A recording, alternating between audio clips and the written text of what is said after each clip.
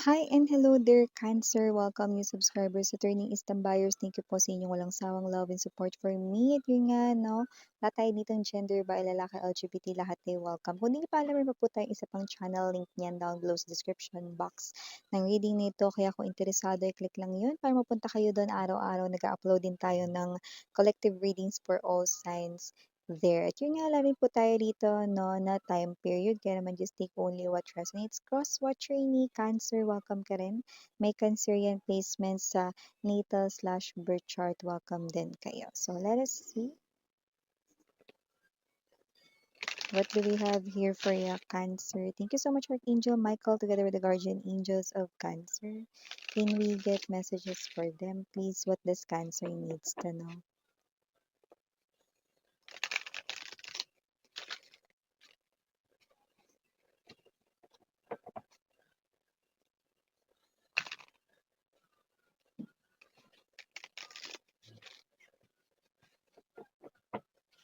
Okay.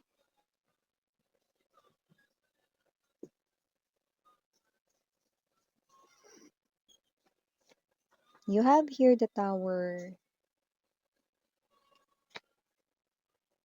King of Air, Fortune's Wheel. By the way, King of Air is the King of Swords. We have here the Three of Water as well, Six of Earth or the Six of Coins, Nine of Fire or Nine of Wands energy. Messenger of Water is also here, Five of Earth and the Two of Water, Two of Cups energy. Okay, meron ditong gustong iparating sa'yo, no, na jealous, so, okay? Tama ang ginawa mo.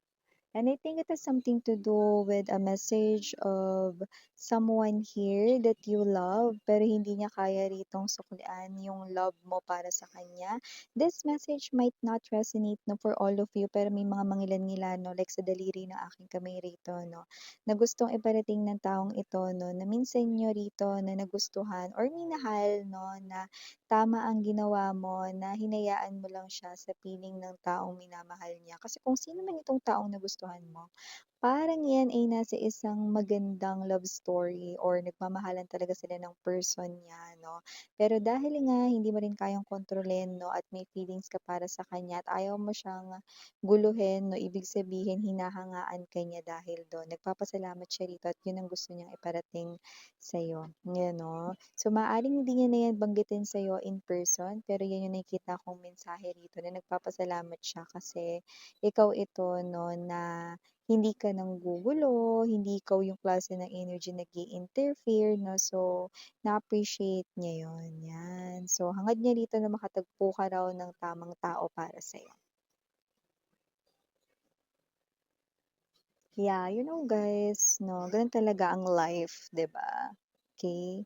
Sometimes yung taong gusto mo hindi ka gusto, yung tao namang may gusto sa'yo iba naman ang gusto mo, o kaya naman yung taong gusto mo na may iba na palang minamahal, no? So, parang whatever the case may be, just take only what resonates, no? Pero yun nga, no, ang maganda pa rin dito, no, is yung alam mo yung ginagawa mo, that you're not crossing the line. Especially, no, if mahe-hurt nito yung person na like mo or love mo, no. So, tama yung ginawa mo daw. Yan. So, doon na tayo sa mas pangkalahatan na mga mensahe dito para sa'yo, Cancer. We have here the King of Swords or the King of Air, Six of Earth energy. So, maaaring meron ka ditong desisyon na gawin sa iyong trabaho, no? Maaaring kung ano man ito, pwedeng makaapekto sa samahan mo dyan sa katrabaho mo or whatever, no? Maaari kasing dito ay magpakita ka ng pagiging strict or magpakita ka rito, no, ng something that is just and fair, no? So, nakita ko dito na magiging patas ka sa nakararami. So, pwedeng meron dito na parang sabihin na nating magkakalamat ang inyo rito, no, na friendship, kung meron ka man diyang friends sa inyong work, no, or whatsoever, no, dahil posibleng hindi mo siya rito kampihan or ipagtanggol kung meron man dito siyang pinasukang gulo or issue, no, hindi mo siya kakampihan dahil friend mo siya. Yan, no, kundi ikaw ito na dun ka sa tama, okay? Dun ka sa parang kung saan talaga, alam mo, okey nga yun, eh. Kasi ibig sabihin talagang friend yung turing mo sa kanya kasi ayaw mo siyang mapasama 'no, tinatama mo rito 'no at hindi mo tino-tolerate yung kamalian niya. So, okey yun, dahil nakikita ko dito nagpapakita ka ng balanse and at the same time 'no, parang ikaw ito na nagiging patas sa lahat. Okay. At maliban dun 'no, sa gano'ng klase ng usapin 'no, meron pa ditong isang mensahe na pinapakita sa'tin dito Cancer 'no, that with the King of Air and the Six of Earth na maaaring kausapin ka ng isang higher rank or isang tao na mataas yung posisyon diyan sa pinagtatrabahuhan ninyo, whether yan ang iyong superior, yan ang iyong, boss or yan ang iyo rito 'no, na manager or whatever 'no. So, kung ano man 'yan 'no, nakikita ko rito na maganda itong balita kasi ikaw yung kanya ritong napili 'no, or ikaw yung para ritong kanyang nakikita na makaka-handle ng ganitong klase 'no, ng work or task. Wow! So, ibig sabihin may tiwala or ang person na ito 'no, na puwedeng boss mo or CEO ng company pinagtatrabahuhan mo ay may tiwala sa'yo. Yung iba naman 'no, na may negosyo pero hindi naman nagtatrabaho sa isang company 'no, maaaring yung person rito na gusto makipag-partner up 'no or, partnership sa business 'no, ay nakikita ko rito na ikaw yung mapipili niya ritong maging partner sa negosyo, ayan 'no. Dahil nakikita ko rito na nakikita ka niya bilang someone who's creative yung mind and at the same time 'no, parehas kayo rito 'no ng mindset when it comes to money kaya magkakasundo kayong dalawa, yun ang nakikita niya dito. Maliban din diyan with the Fortune's Wheel and the Nine of Fire 'no, possible rito mga babes 'no, na meron ditong blessings 'no, na may kinalaman sa wish mo 'no. Actually wishes pa nga ito, more than one ang posible ritong wish na makuha mo 'no. At ang ganda kasi wala pa nga tayo sa mid ng 2026 pero maaaring meron ka na rito Cancer na higit sa isa na wish na matutupad for yourself. Nakita tayo rito ng fortunes wheel, aandar ang mga sitwasyon 'no. Make sure na i-grab lamang 'no, yung mga dumarating na mga opportunities kasi magli-lead yun papunta doon sa wish mo 'no, sa katuparan ng mga hiling mo. Ote, 'di ba? How was it? 'Di ba ang ganda nun ng opportunity kaya go, claim it, grab it na Cancer. So maliban diyan, we also have here the Five of Earth. Yung iba rito nakakaramdam ng parang lack of finances.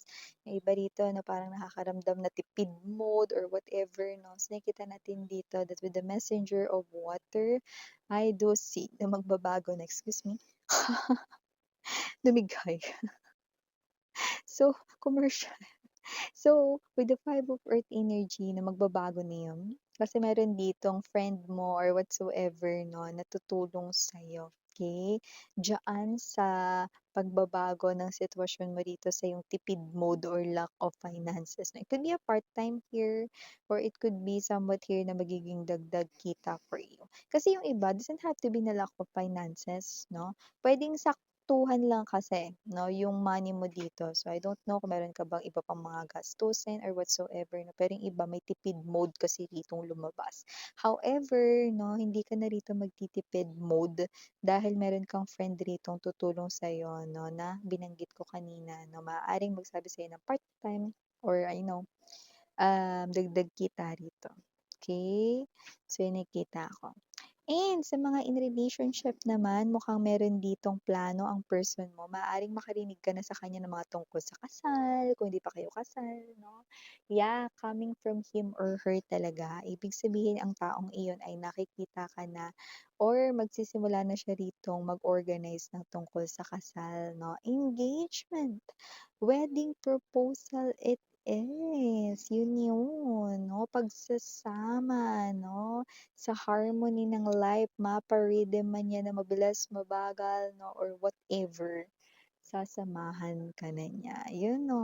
Pero kung new love naman ang hanap mo, nakita ko rito 'no, ng person na matalino, madiskarte 'no, na makikilala mo 'no, bago mag-ber months. At kung sino man 'tong energy na ito, nakikita ko dito na ito yung person na parang akala mo 'pag tinignan mo siya babe 'no, ang parang parang ang magiging first impression mo sa kanya yung parang happy-go-lucky yung datingan niya, pero wag ka, okey?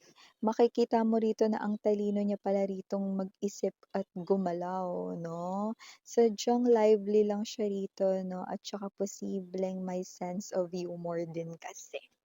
'Yan, okey. And maliban diyan maaari rin pala 'no, na ikaw rito ay matangay ng higit sa isa rito 'no, huwag kang mag-alala hindi naman 'to kidnapping. Kasi tukoy na tukoy naman yung mga kidnappers. Ito yung mga nangingidnap 'no, ng kaldero ninyo 'no, kapag dumadating sa bahay ninyo, ang inyong mga greatest old friends kagaya ng inyong high school friends, college friends 'no, mga sugod bahay friends, 'yan 'no, yung wala ka ng magagawa kundi sumama ka na lang 'no. So nakikita ko rito 'no, na makatutulong ito sa'yo kasi yang mga labas niyo na 'yan saktuhan lang din 'no, na maaaring hindi yan nagkataon, walang coincidence 'no, lahat ay nangyayari dahil may dahilan 'no. So yang higit sa isa na yan na pag-invade nila rito 'no ng privacy mo o yung bigla ka na lang nila ditong sinama 'no kahit hindi ka pa bihis, okey? Yun yung mga times na bad mood ka. So pag-uwi mo good mood ka na, matic yan, yan. So maliban din diyan Cancer, nakakita rin ako ng energy rito. Kung meron man ditong person na nang-block sa'yo, eh, nakikita kong i-a-unblock ka na niya pero parang pagdating sa'yo hindi ka na affected doon. So, parang wala ka ring pakialam 'no, kung blinak or in-unblock ka na niya 'no, kiber 'no, or wala kang pakialam. Pero 'yun, pinakita lang naman na i-a-unblock ka na niya. I think it is a social media thing or SIM card number, mga gano'n, okey? Just take only what resonates, okey? Contact number, I mean, okey? So, maliban diyan, may energy rin dito 'no, na posibleng ikaw ito 'no, kung may negosyo ka ba? Kung may negosyo ka, nakikita ko dito mga babes 'no, na magiging, interesado 'no, yung iyo ritong, mga buyers or customers 'no, kung may bago ka ritong ise-sell na mga products. Kung may idadagdag kang mga bago na items or products sa'yo rito 'no, na business, nakikita kong tatangkilikin nila yon, 'yan. So, it's a good start, 'di ba? So, maliban diyan, nakakita rin ako rito ng energy 'no, na may posibilidad na makapulot ka rito 'no, ng pera. Alam naman nating walang pangalan yun. Okey lang yun kasi nakikita ko rito 'no, na ikaw ito alam mo, I'm seeing na posibleng ito ay blue, okey, possible na yun ay 1,000 yan 'no. So, whatever the case may be, nakikita ko rito na meron kang magiging extra panggastos that day, yan 'no. So, maliban din diyan mga babes, nakakita rin tayo dito Cancer 'no, na may posibilidad na maka-receive ka rito ng tulong kasi nakikita ko rito na parang kailangan mo rito ng extra hand para tumulong sa'yo sa isang gawain 'no. Nakikita kong may magkukusa, ay buti naman, yan 'no. Buti naman may magkukusa. At ang isa pang mensaheng nakuha ko rin doon 'no is meron tayong nakita rito na maaaring merong, araw na pagod ka 'no, pero kailangan mong tumayo sa bus or whatsoever 'no. Nakikita ko rito na merong magpapaupo sa'yo or magbibigay ng kanyang seat, 'yan. Alam niyo yung nakikita natin, yung kunwari ganito, yung jeep na puwedeng may, sabit, 'di ba? Pero may nakikita ko na parang may nakaupo dun na willing na sumabit ta's ikaw yung magte-take over sa seat niya, 'yan. Actually yung part na yun ay nakita ko 'no for feminine na Cancerian energy. Yung yung message na yun 'no ay para sa feminine na Cancerian energy, okey? So, sa nakikita ko dito mga babes, medyo marami-rami 'no yung mga kaganapan for you Cancer 'no. Pero nakikita ko kasi dito 'no, na pinakaimportante talaga 'no, is yung maging, aware kayo 'no, sa mga nangyayari sa inyong paligid, 'di ba? Especially sa mga opportunities na dumadating. Minsan kasi may mga opportunities 'no, na feeling mo wala yun or dapat hindi mo yun i-claim or kunin, na parang hayaan mo lang dumaan pero yun pala dapat yung mga kailangan mong i-claim or kuhain, 'di ba? Sometimes gano'n, okay. So, I want you 'no, to be more aware kasi nakita ko dito may mga magagandang kapalit 'yan, yeah. So, ito yung mga messages right here for your Cancer, ganyan Uriana, Ani for the girls ni Yana, Duna for the boys, sana ngayong love and light. Annyeong.